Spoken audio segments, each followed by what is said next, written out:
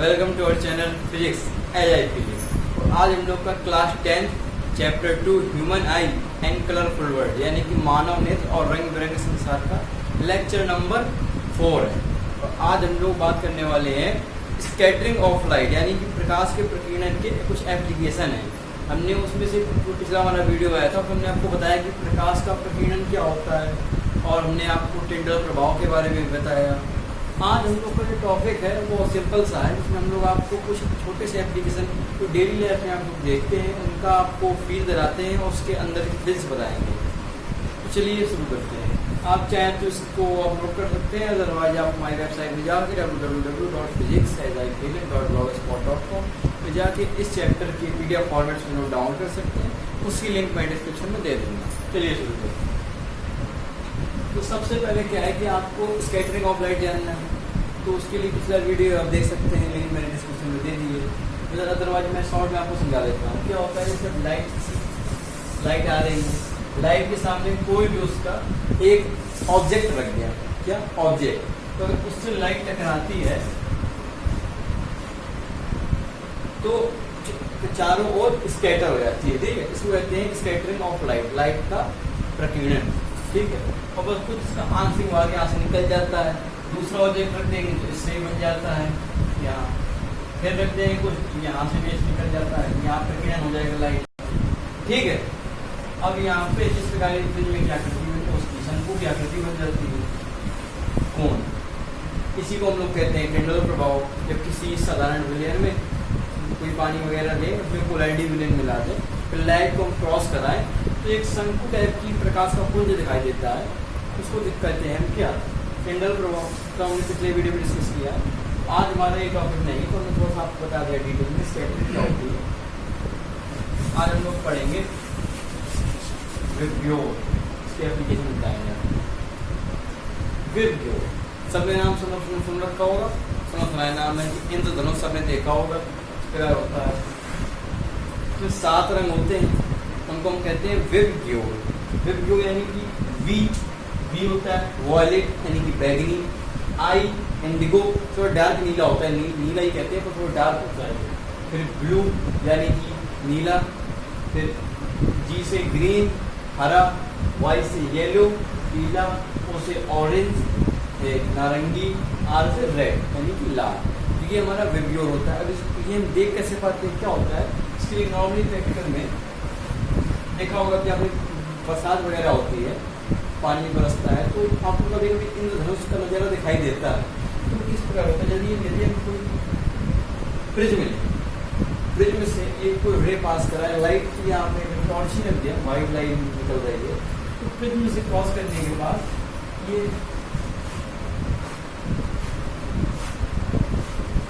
7 रंगों में बढ़ जाती है। इसको हम कहते हैं विब्ग्यो। आपको पता है अब बरसात में किस प्रकार होता है, उसका सीधा सा लॉजिक है, जब सूर्य की किरण आती है तो जो वर्षा की बूंद ये किस प्रकार काम करती है, प्रिज्म की तरीके से प्रिज्म का रोल करती है। ठीक है, तो इस प्रकार हमारा इंद्रधनुष रेनबो बन जाता है। ये भी कोई पूछ लेता है बोर्ड वगैरह में कि इंद्रधनुष बनने की प्रक्रिया क्या है, यही है प्रकाश के प्रकीर्णन के द्वारा, और उसको भी एक्सप्लेन कर सकते हैं। तो जो हमारा रियल टॉपिक है वो है हमारा आज का कि सूर्यास्त के समय और सूर्य उदय के समय लाल क्यों होता है और आसमान क्यों नीला होता है, उसको हम पढ़ते हैं आराम से। पहले देखते हैं why sky is blue. Note कर लीजिए इसकी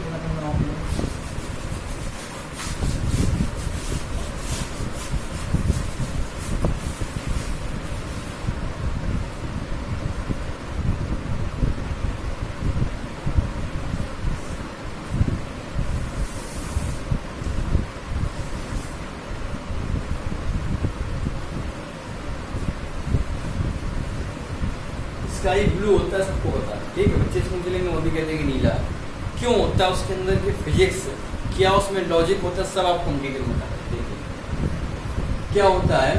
सबसे पहले चीज जान लीजिए कि जो विब्ग्यो होता है,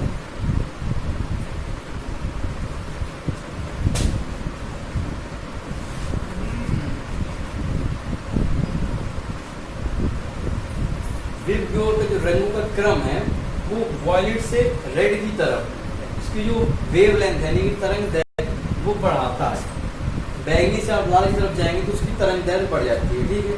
पहली चीज़ ये हो गई। अब तरंग दैर्घ्य होती क्या है, ये आपको अभी डिटेल नहीं होगा, थोड़ा सा आपको बता देते हैं। जो वेव होती है दो प्रकार की होती है, जैसे आपने हाई स्कूल में पढ़ा हो, उसमें 9th में एक अनुप्रस्थ एक अनुदैर्घ्य, तो वो कुछ इस प्रकार चलती है वेव, ठीक है। तो वेव के बीच के जो डिस्टेंस होता है इसको हम कहते हैं लैम्डा, लैम्डा से प्रदर्शित करते हैं, यानी कि तरंग दैर्घ्य।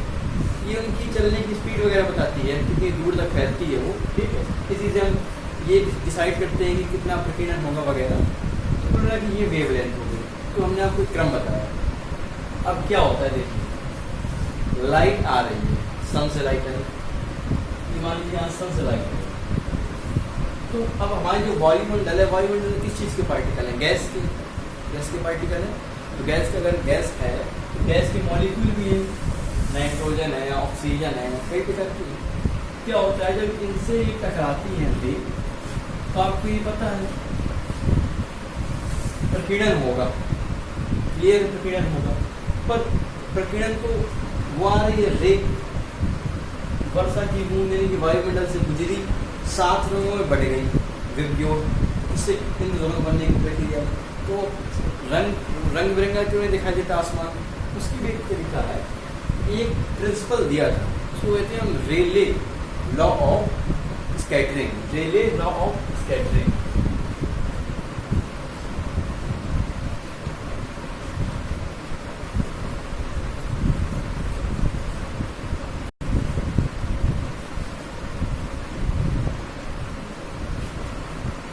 ठीक है, रेले लॉ ऑफ स्कैटरिंग। इसका जो इन्होंने क्या इक्वेशन दी थी कि intensity of scattering is inversely proportional to the wavelength fourth power of the wavelength, यानी intensity of scattering is inversely proportional to the fourth power of the wavelength of the ray या colour.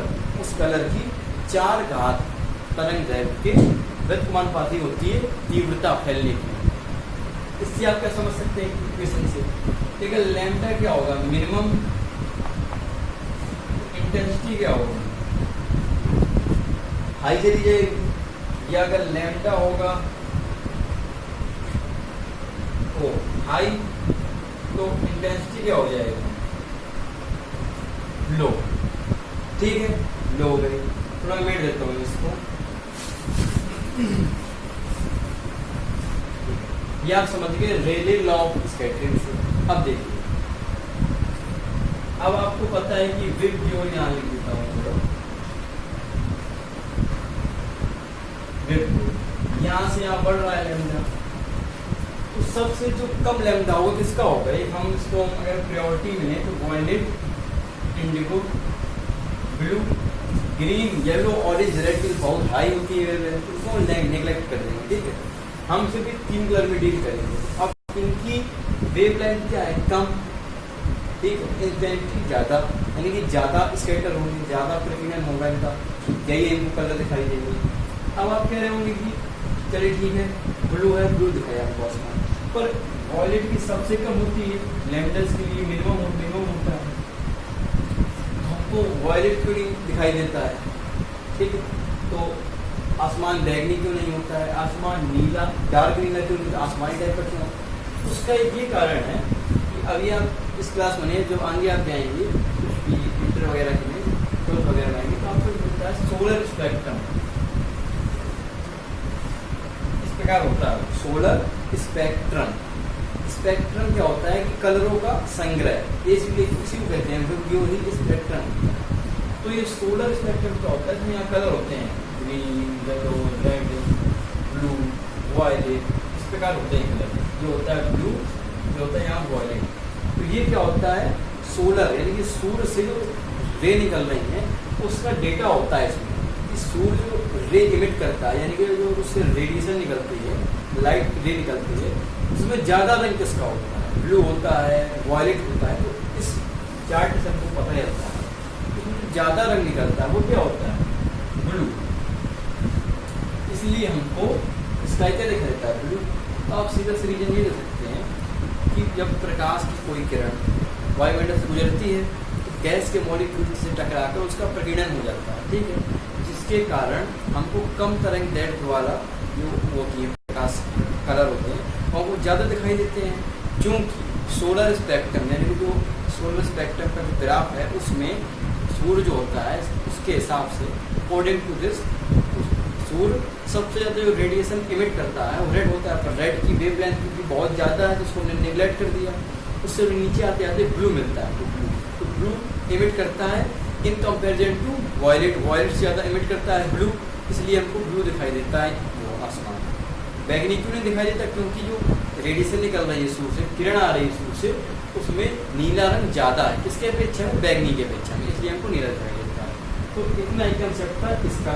अब आप सुनिए, ये हो गया हमारा sky वाला। अब एक और होता है कि सूर्य क्यों लाल होता है सूर्योदय और सूर्यास्त के समय, उसको भी देख लेते हैं, नोट कर सकते हैं, नोट करना बता मैं ड्रा 1 2 3।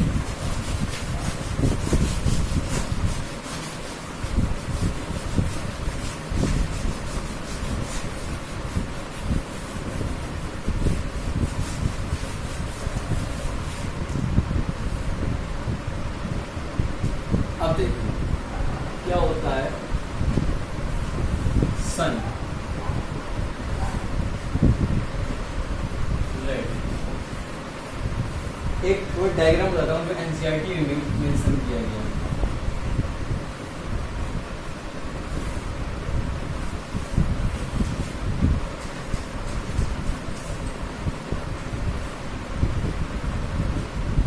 ध्यान से देखें तो ये क्या है, सन। मान लेते हैं जो हमारा वो है, हम इस जगह पे क्या है खड़े ओरिजिन मूल बिंदु पे।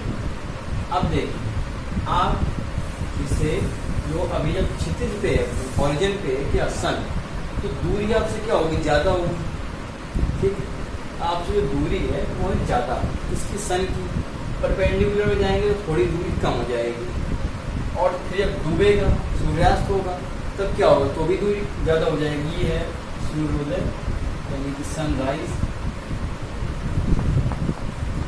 सूर्योदय, ये सूर्यास्त सनसेट, ठीक है।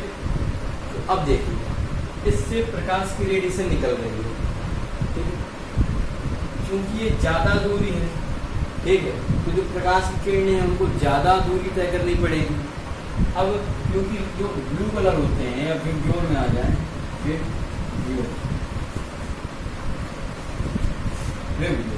तो विबग्योर में वॉयलेट, इंडिगो, ब्लू, ग्रीन, और अगर हम इतने प्रायोरिटी मिलेंगे इन चारों को तो इनकी वेवलेंथ कम होती है, वेवलेंथ कम है यानी कि इतनी दूरी तय नहीं कर पाएंगी। अब वायुमंडल से आएगी प्रकाश, ये रे आ रही है यहाँ पे, ये अगर वायुमंडल है, ठीक है, तो यहाँ पे कोई मॉलिक्यूल होगा तो इससे टकराएगी, तो स्कैटर हो गया ब्लू, पर रेड है, स्कैटर होते होते पूरा यहाँ तक आ जाएगा, क्योंकि उसकी वेवलेंथ ज़्यादा तेजी से आएगा। तो यही कारण है वायुमंडल में जब आती है रे प्रकाशीय किरण, तो टकरा के वायुमंडल की परतों से, उसके अणुओं से जो छोटी तरंगदैर्घ्य वाले कलर होते हैं जैसे कि बैगनी, नीला और हरा, ये स्कैटर्ड हो जाते हैं। कहाँ पे जाती हैं, यही आसमान है, यही आसमान है, इसलिए नीला दिखाई देता है। जो ये आ रही स्कैटर्ड हो गए, और जो हाई रेडिएशन वाले हैं वेवलेंथ और रेड और आपका येलो हो गया और ऑरेंज भी, येलो कम होता है पर रेड और ऑरेंज प्रायोरिटी होती है, ये तेज़ी से आते हैं, वेवलेंथ कम स्कैटर होते हैं, ज़्यादा तेज़ी से आते हैं, ठीक है। अब ये क्यों, क्योंकि हमारे पास रेले का वो है, वो क्या कहते हैं प्रिंसिपल है कि intensity is inversely proportional to the fourth power of the wavelength, यानी कि वेवलेंथ ज़्यादा है रेड की, इसलिए स्कैटर नहीं हो रहा, सीधे आ रहा है कहाँ, हमारी आँखों में, इसलिए हमको सूर्योदय और सूर्यास्त के समय प्रकाश दिखाई देता है, सूर्य दिखाई देता है, वो लाल दिखाई देता है। अब क्योंकि ये इस पोजीशन में है, यहाँ पे दूरी कम हो जाएगी, इसलिए जब ये पोजीशन आती है तो हल्का हमको पीला भी दिखाई देता है, क्योंकि यहाँ पीले येलो का भी असर दिखाई देने लगता है। यहाँ पे टोटल रेड और ऑरेंज प्रायोरिटी होती है, ठीक है। और एक कारण एक और इसमें टर्म आता है कि जब अंतरिक्ष यात्री वगैरह होते हैं या एक कोई आदमी प्रैक्टिकल में कुछ भी करने या ज़्यादा ऊंचाई में चला जाए तो उसको नीला आसमान नहीं दिखाई देता, क्योंकि रेडिएशन आ रही है, स्कैटर हो रही है। अब आप इतनी ऊपर पहुँच गए तो आप तक आपके रिस्पेक्ट में कम होगी रेडिएशन स्कैटर, तो आपको काला दिखाई देता है आसमान। रात में प्रकाश की रे नहीं आती है, लाइट कुछ होता नहीं है, इसलिए हमको काला दिखाई देता है। तो ये सब जो टॉपिक थे हमने आज कवर कर लिए, बता दिया इसका प्रिंसिपल था, पूरे कॉन्सेप्ट समझिए। तो अगला लेक्चर देखते हैं किस पे आता है, तक